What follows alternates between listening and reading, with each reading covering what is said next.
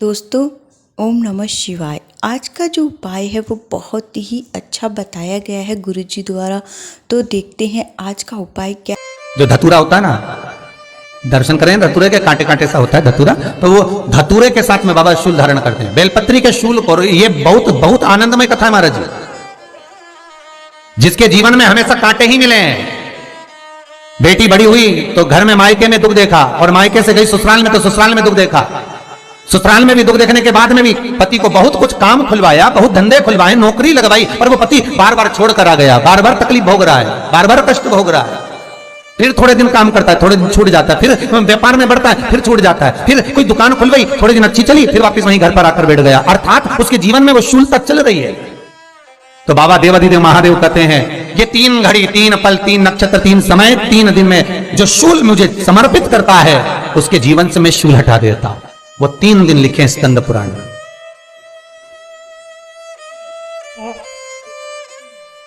महाराज, बैसाख महीने में जो प्रदोष आती है, बैसाख के महीने में बहुत ध्यान से सुनना भाई, जो अपनी जिंदगी से बहुत तंग आ गए हो, परेशान हो गए हो, कष्टमय जीवन जी रहे हो, बहुत दुखी हो गए हो, उनके लिए ये स्कंद पुराण का चरित्र फिर मिले ना मिले, आप प्रेम से सुन लो। भाव से पहला, बैसाख महीने की प्रदोष,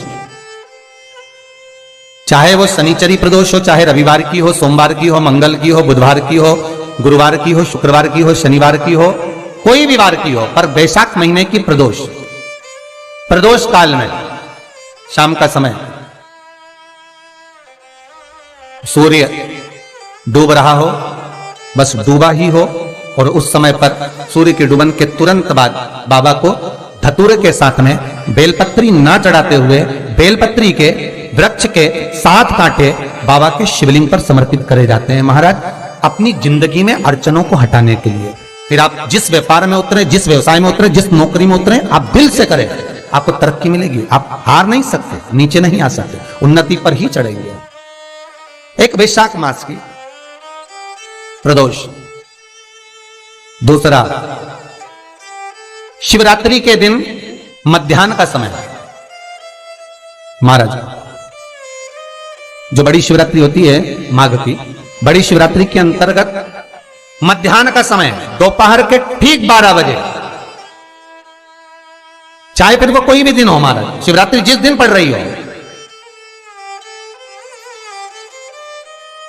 उस दिन भी धतूरे के साथ बाबा को 7 कांटे बेलपत्री के वृक्ष के समर्पित होते हैं महाराज।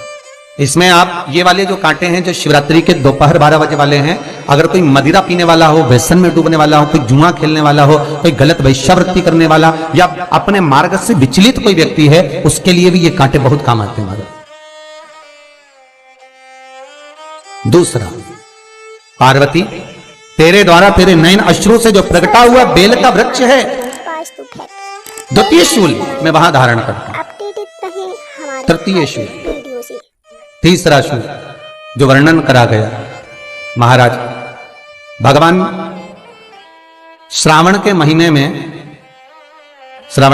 में जो भी दूसरा सोमवार पड़े, जो भी पड़े, श्रावण के महीने का जो दूसरा सोमवार होता है, उस दूसरे सोमवार में रात्रि के समय पर, अर्थात शास्त्र अब घड़ी और पल का स्मरण करेंगे तो रात्रि के बजेंगे 10 से 12 बजे महाराज, 10 से 12 के बीच में धतूरे के साथ बाबा को शूल समर्पित होता है महाराज।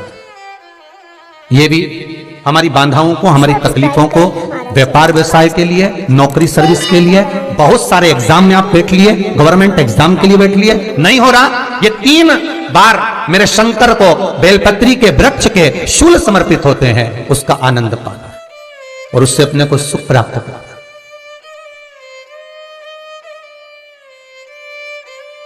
कि बाबा भोलेनाथ जी के नयन अश्रु से जो प्रकट हुआ वो रुद्राक्ष का पौधा है, माता पार्वती के नयन अश्रु से जो प्रकट हुआ वो बेलपत्री का पौधा है, और उमा और महेश,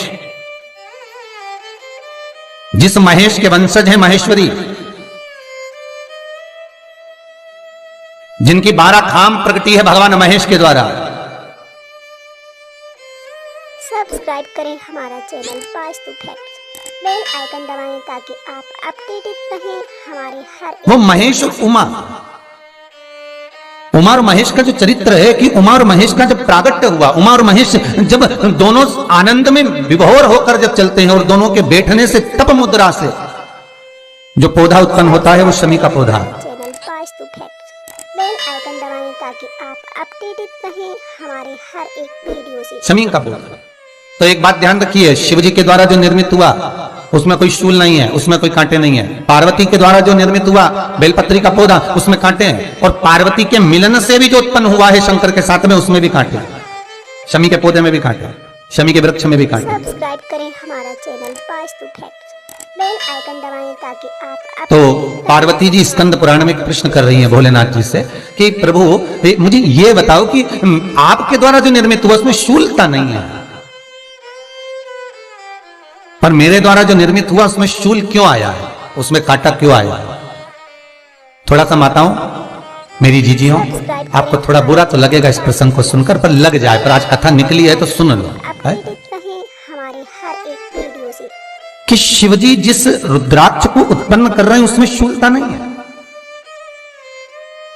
पर पार्वती जी जो संग में मिली हैं उसमें भी शूलता है, और पार्वती के द्वारा जो प्रकट हुआ बेलपत्र उसमें भी शूलता है। तो भगवान महादेव बोलते हैं पार्वती मैं तुझे कुछ कहूं और कहने पर तुझे तेरे हृदय में कोई बात चुभे, शूल लगे तो मुझे ठीक नहीं लगेगा। नहीं नहीं नहीं, आप कहिए प्रभु, मैं सुनने के लिए तैयार हूं, आपको बोलो कि कारण क्या है।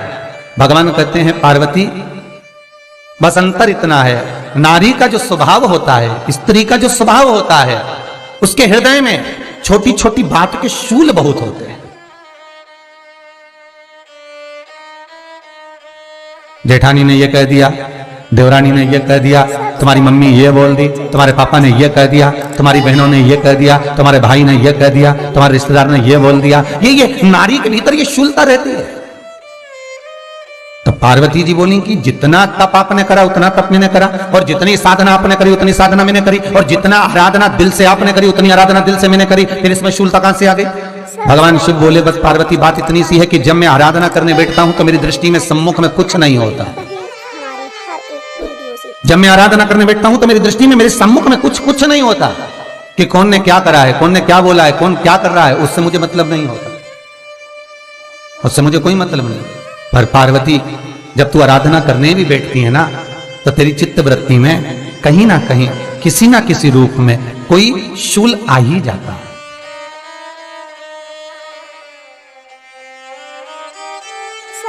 कई माताओं की आदत देखी साहब, भगवान की सेवा करने बैठी है तो भी भीतर थोड़ा सा शूलता भरी हुई है। महाराज बताओ, इतने सारे भगवान इकट्ठे कर लिए, मैंने बोला था बहू से कि वहां रख लेती है, बताओ इतने सारे यहाँ पर लाकर रख दिए हैं, अब इसकी सेवा करना पड़ रही है, अब ये करना पड़ रहा है।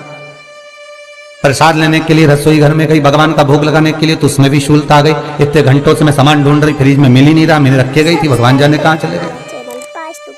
भगवानों को वस्त्र पहना रही है तो शूलता है। अलमारी का ड्रॉज खोला, इसमें मैंने सामान रखा था, ना जाने भगवान का श्रृंगार कहाँ चले गया, कौन ने हाथ लगाया, फिर शूलता आ गई। भोजन करने बैठे तो शूलता है, कोई कार्य के लिए जा रहे हो तो शूलता है। अर्थात कहीं ना कहीं नारी के जीवन में शूलता बनी हुई है। और पार्वती जब तुम भजन करो, तप करो, साधना करो, भक्ति करो, उसमें शूलता नहीं होना चाहिए।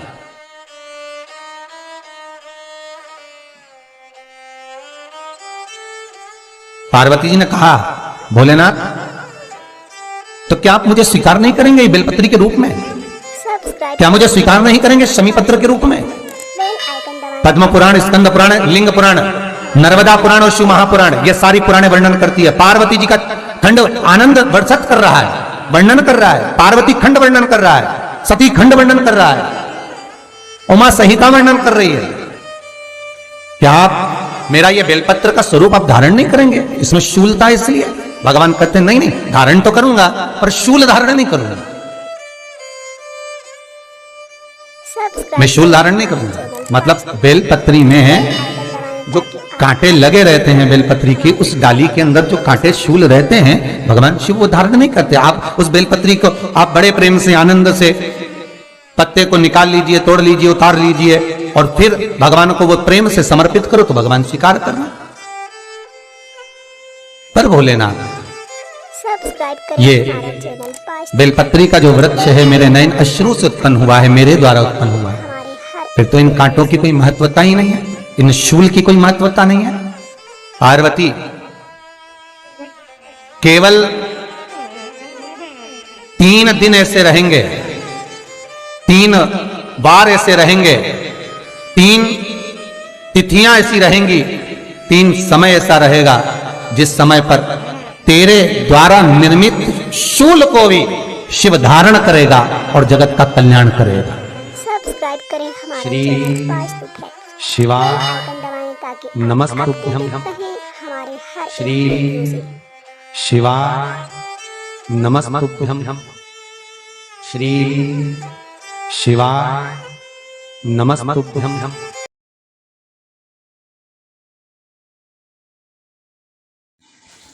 सभी चिंताओं से मुक्ति पाने के लिए दोस्तों ये जो उपाय गुरुजी ने बताए हैं उनको ज़रूर आप अपने जीवन में अपना के देखें, क्योंकि ईश्वर भक्ति ही ऐसा एक रास्ता है जो हमें सभी चिंताओं और दुखों से दूर कर सकता है। हमारे जीवन में अनेकों चिंताएं रहती है, किसी के पारिवारिक चिंताएं रहती है और किसी के बाहरी चिंताएं भी रहती है। तो सभी प्रकार की चिंताओं और मन की शांति के लिए हमें ईश्वर भक्ति की ओर उन्मुख होना है और किसी न किसी भक्ति के, किसी न किसी गुरुजी के बताए हुए उपाय से हमें अपनी चिंताओं से मुक्त पाना है। और इसी प्रकार के सभी उपायों के लिए दोस्तों हमारे YouTube चैनल को आप सब्सक्राइब करके रख लीजिए, क्योंकि जितने भी उपाय गुरुजी द्वारा बताए जाते हैं हम सभी अपने चैनल पे लेके आते हैं और इन उपायों के द्वारा सभी के दुखों को दूर करना ही हमारा मेन उद्देश्य है। तो प्लीज़ आप चैनल को सब्सक्राइब करें और आगे किन उपायों को बताया जाएगा उन्हें भी आप फॉलो करें और अपने जीवन में उतारें और दुख चिंताओं से मुक्ति पाए और ईश्वर भक्ति की ओर उन्मुख हो। ओम नमः शिवाय, ओम नमः शिवाय, ओम नमः शिवाय।